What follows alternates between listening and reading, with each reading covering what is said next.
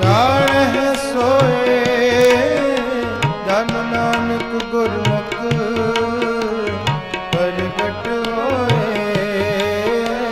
ਜਨ ਨਾਨਕ ਗੁਰਮੁਖ ਪ੍ਰਗਟ ਹੋਏ। ਜੋ ਤੋ ਪਵੈ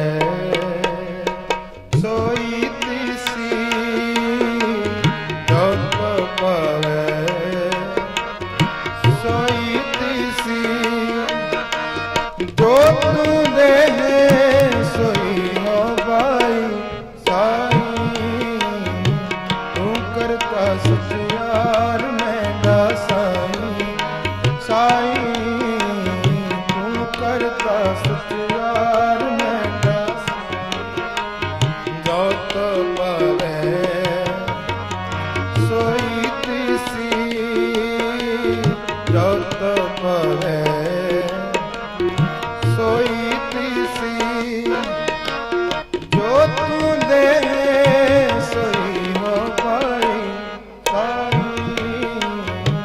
ਤੂੰ ਕਰਤਾ ਸਚਿਆਰ ਮੈਂ ਸਾਈ ਸਾਈ। ਤੂੰ ਕਰਤਾ ਸਚਿਆਰ ਮੈਂ ਸਾਈ। ਤੂੰ ਕਰਤਾ ਸਚਿਆਰ ਮੈਂ ਸਾਈ।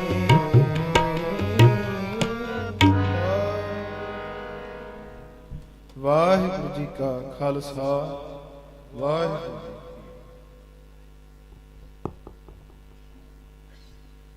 ਵਾਹਿਗੁਰੂ ਜੀ ਕਾ ਖਾਲਸਾ, ਵਾਹਿਗੁਰੂ ਜੀ ਕੀ ਫਤਿਹ। ਆਪ ਸੰਗਤਾਂ ਨੇ ਸਤਿਗੁਰੂ ਮਹਾਰਾਜ ਸੱਚੇ ਪਾਤਸ਼ਾਹ ਜੀ ਦੀ ਪਾਵਨ ਪਵਿੱਤਰ ਹਜ਼ੂਰੀ ਵਿੱਚ ਹਾਜ਼ਰ ਹੋ ਕੇ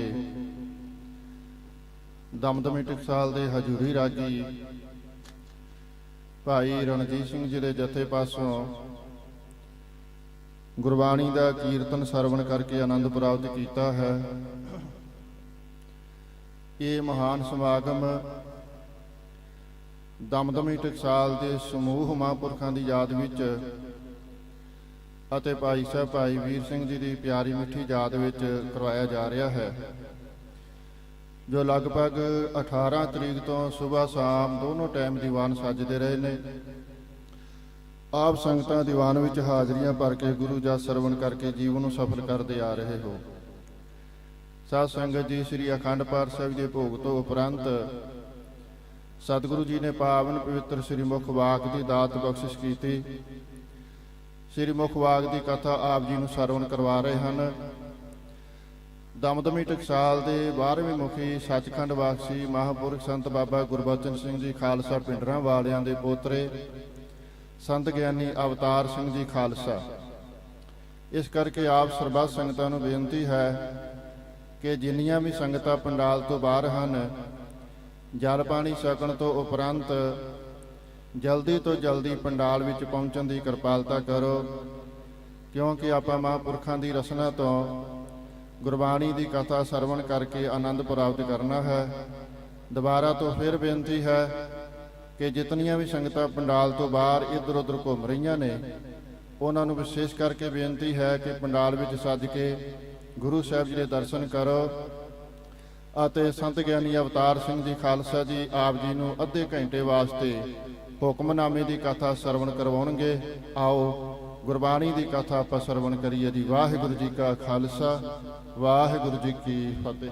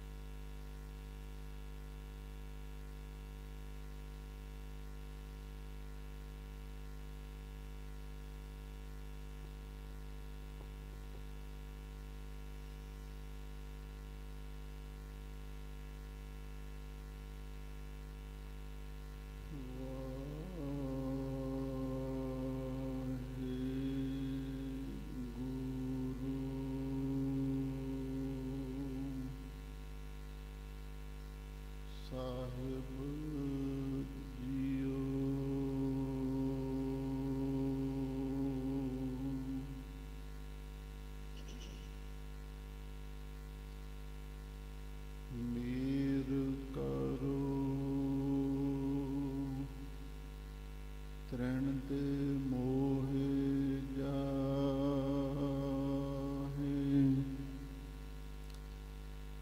ਗਰੀਬ ਨਿਵਾਜ ਨਾ ਦੂਸਰ ਤੋ ਸੋ।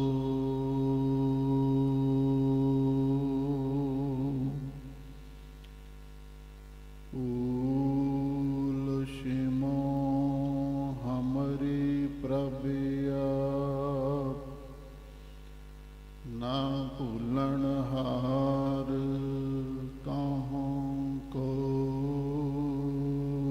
ਮੋਸੋ।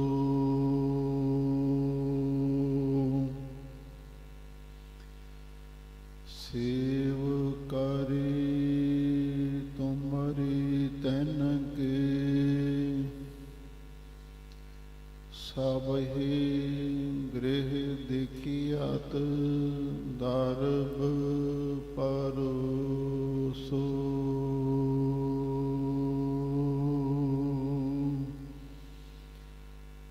ਯਾ ਕਲ ਮੈਂ ਸਭ ਕਾਲ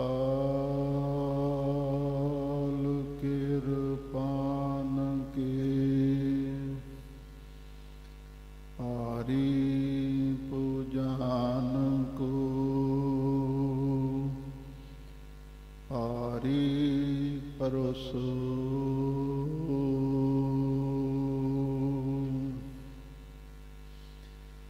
ਕਹਾਂ ਬੁੱਧ ਪ੍ਰਭ ਤੋष ਹਮਾਰੀ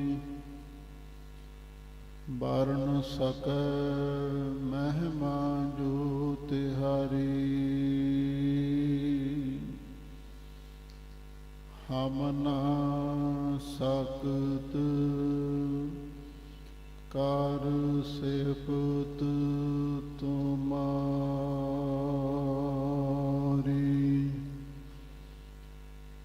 ਆਪ ਲਿਹੋ ਤੁਮ ਕਥਾ ਸੁਧਾਰੀ।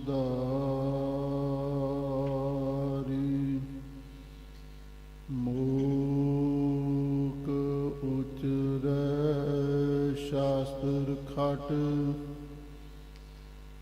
ਪੈਂਗ ਗਰਨ ਚੜ ਜਾਏ।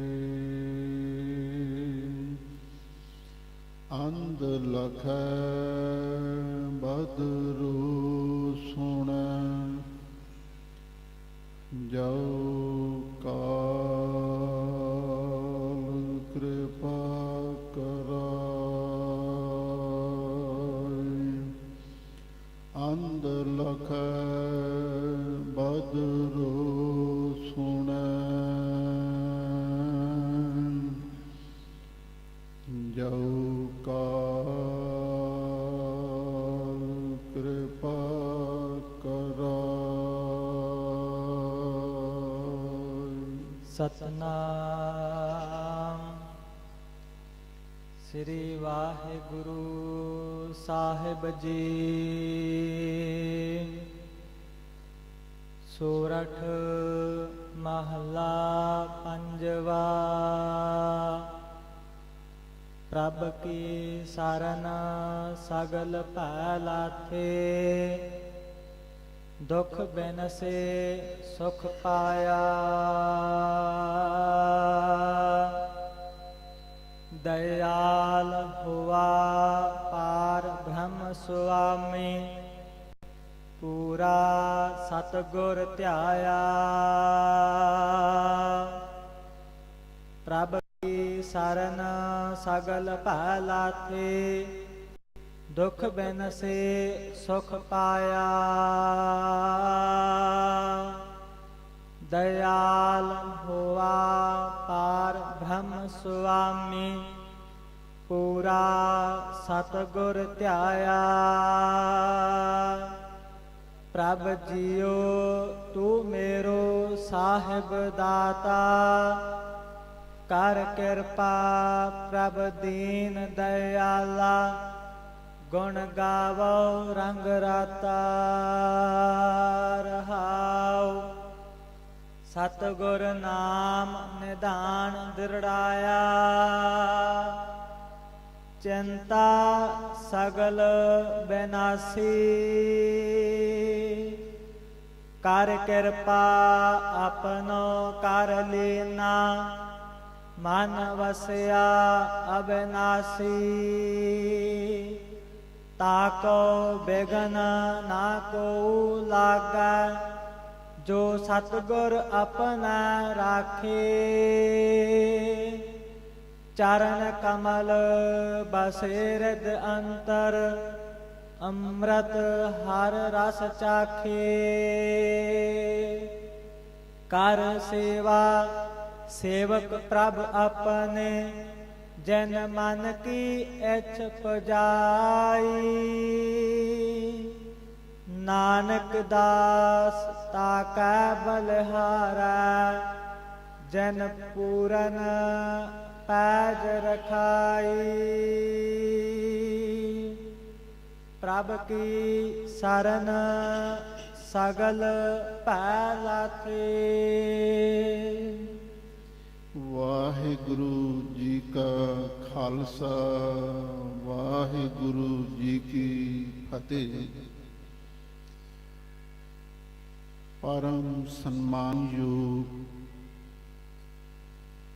ਗੁਰੂ ਖਾਲਸਾ ਸਾਧ ਸੰਗਤ ਜੀਓ, ਉਸ ਅਕਾਲ ਪੁਰਖ ਵਾਹਿਗੁਰੂ ਅੰਤਰਜਾਮੀ ਨੇ ਸਾਡੇ ਕਲਯੁਗੀ ਜੀਵਾਂ ਤੇ ਮਹਾਨ ਪਰਉਪਕਾਰ ਕੀਤਾ ਹੈ। ਆਪ ਨਾਰਾਇਣ ਕਲਾ ਧਾਰ ਜਗ ਮੈਂ ਪਰਵਰਿਓ, ਨਿਰੰਕਾਰਿ ਆਕਾਰ ਜੋਤ ਜਗ ਮੰਡਲ ਕਰਿਓ। ਨਿਰਗੁਣ ਤੇ ਸਰਗੁਣ ਥੀਆ, ਉਸ ਨਿਰਾਕਾਰ ਸਰਵ ਵਿਆਪਕ ਸਰਵ ਕਲਾ ਭਰਪੂਰ ਸਰਵ ਸ਼ਕਤੀਮਾਨ ਅਕਾਲ ਪੁਰਖ ਨੇ ਪਾਵਨ ਗੁਰੂ ਅਵਤਾਰ ਧਾਰਨਾ ਕੀਤਾ ਹੈ। ਸੁਣੀ ਪੁਕਾਰ ਦਾਤਾਰ ਪ੍ਰਭ ਗੁਰੂ ਨਾਨਕ ਜਗ ਮਾਹੀ ਪਠਾਇਆ। ਜਿਹੜੀ ਗੁਰੂ ਜੋਤ ਗੁਰੂ ਨਾਨਕ ਸਾਹਿਬ ਜੀ ਦੇ ਰੂਪ ਦੇ ਵਿੱਚ ਪ੍ਰਗਟ ਹੋਈ, ਉਸ ਗੁਰੂ ਜੋਤ ਨੇ 10 ਜਾਮੇ ਧਾਰਨ ਕਰਕੇ ਉੱਲੀ ਪਟਕੀ ਲੁਗਾਈ ਨੂੰ ਗੁਰਬਾਣੀ ਦਾ ਚਾਨਣ ਬਖਸ਼ਿਸ਼ ਕੀਤਾ। ਗੁਰਬਾਣੀ ਇਸ ਜਗ ਮੈਂ ਚਾਨਣ ਕਰਮ ਵਸੈ ਮਨ ਆਏ। ਭਾਵੇਂ ਸਤਿਗੁਰੂ ਮਹਾਰਾਜ ਦਾ ਸਰੀਰ, ਉਹਨਾਂ ਦਾ ਜਾਮਾ, ਉਹਨਾਂ ਦਾ ਚੋਲਾ ਸਾਡੇ ਪਾਸ ਨਹੀਂ ਰਿਹਾ, ਪਰ ਜੋ ਸਤਿਗੁਰੂ ਨੇ ਸਾਨੂੰ ਚਾਨਣ ਬਖਸ਼ਿਸ਼ ਕੀਤਾ ਸੀ, ਗੁਰਬਾਣੀ ਗੁਰੂ ਸ਼ਬਦ ਦਾ, ਉਹ ਸਾਡੇ ਪਾਸ ਮੌਜੂਦ ਹੈ। ਜਿਹੜਾ ਗੁਰਸਿੱਖ ਮਾਈ ਭਾਈ ਇਸ ਗੁਰਬਾਣੀ ਦੇ ਚਾਨਣ ਤੋਂ ਅਗਵਾਈ ਪ੍ਰਾਪਤ ਕਰਦਾ ਹੈ, ਉਹ ਕਦੇ ਵੀ ਸਿੱਖੀ ਤੋਂ ਡੋਲਦਾ ਨਹੀਂ ਹੈ, ਕਦੇ ਡਿੱਗਦਾ ਵੀ ਨਹੀਂ ਹੈ, ਕਦੇ ਗੁਰੂ ਤੋਂ ਬੇਮੁਖ ਵੀ ਨਹੀਂ ਹੁੰਦਾ। ਹਾਂ, ਜਦੋਂ ਆਪਾਂ ਹਨੇਰੇ ਦੇ ਵਿੱਚ ਭਟਕਦੇ ਹਾਂ, ਫੇਰ ਦਰ-ਦਰ ਠੋਕਰਾਂ ਖਾਣੀਆਂ ਪੈਂਦੀਆਂ ਨੇ। ਅੰਧਕਾਰ ਸੋ ਕਬਹਿ ਨ ਸੋਈ ਹੈ, ਰਾਜਾ ਰੰਗ ਦੋ ਮਿਲ ਰੋਈ ਹੈ। ਕਲਗੀਧਰ ਪਾਤਸ਼ਾਹ ਸਾਹਿਬ ਕਮਾਲ ਨੇ ਸਿੱਖ ਜਗਤ ਤੇ ਵਿਸ਼ੇਸ਼ ਕਰਕੇ ਪੂਰੀ ਮਾਨਵਤਾ ਤੇ ਸਮਾਨ ਰੂਪ ਦੇ ਵਿੱਚ